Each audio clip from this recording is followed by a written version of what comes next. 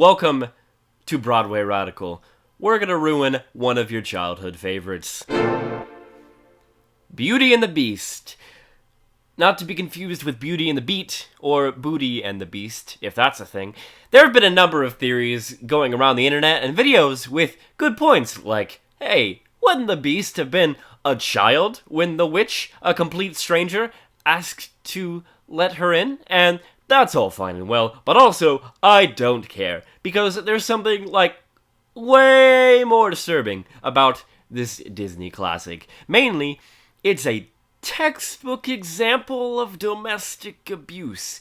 It romanticizes this abusive relationship, and, I don't know, that seems like a super bad thing.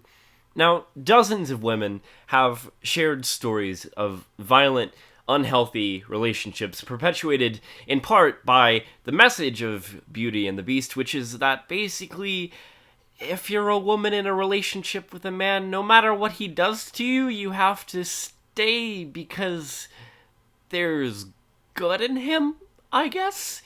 Even if it seems like he's a literal monster who tears up the house and doesn't let you leave and makes you do things you don't want to. He's just a poor boy who lacks self-confidence. Oh no. And If I Can't Love Her, which is already a really creepy, obsessive title for a song, the Beast pretty much threatens to kill himself if this woman he's holding against her will doesn't like him. He says, "If I can't love her, let the world be done with me." Like, what? That seems like a lot to ask. There's actually a term for this called Lima syndrome. It's basically the opposite of Stockholm syndrome, in which a prisoner develops an emotional connection, maybe even a dependence, on their captor. And as we can see, the Beast is clearly dependent on Belle, kind of like, I don't know, how men depend on women to, like, admire them and cater to their every will and look past their obvious flaws, like, I don't know, being generally the worst. And in my twisted face, there's not the slightest trace of anything that even hints at kindness. Oh, it must be so tough not showing anybody kindness. Wow, what an empathetic and hashtag relatable character. Maybe you should take a hint from another musical, which people seem to like a lot, Phantom of the Opera, and see that it's not 'cause you're ugly on the outside, bro. It's 'cause you're ugly on the inside. The whole thing should be, like, switched around. Like, the only objective given by the rose is more or less to have someone love you, which requires Belle to either have incredibly poor judgment or, like so many women who have been abused, stay with him despite better judgment, because, hey, maybe underneath all that being super awful and fur, maybe he's only kind of awful and not that furry.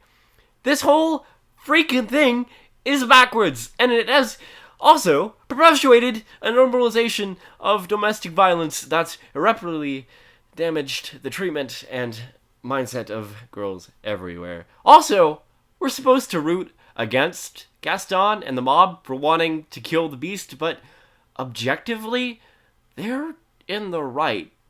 I mean, like, all they've seen from the Beast is violent behavior, and they're like, hey, let's go stop that guy. Yeah, that sounds like a good idea. And not, hey, maybe someone will pity him so much that they don't care that he has a habit of self-destructive behavior that leads him and everyone around him into a downward spiral.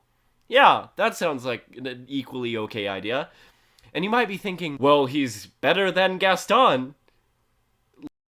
Literally, no, he's not. They're both equally trash, just for different reasons. Like, I'm just saying, the Beast is the villain. And in another universe, there's a movie where that's clear, and they all celebrate his death, probably, and it's super weird. I don't know, that's probably floating somewhere out there in the multiverse. Also, the whole first scene with Belle sets up that she's a curious, smart, adventurous girl who wants to see the world and longs for something more than this provincial life. Like, there's so much she should go do, and she's just sort of stuck there because her destiny is for her whole life to amount only to being a glorified housewife? Oh, did I say glorified? I meant the exact opposite of that.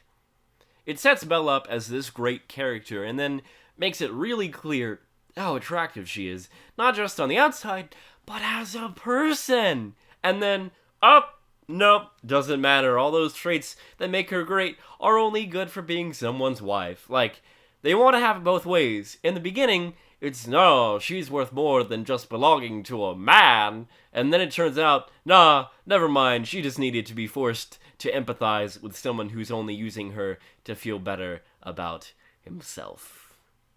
Oh, also, does Belle falling in love with the Beast make her a furry? Isn't that literally bestiality?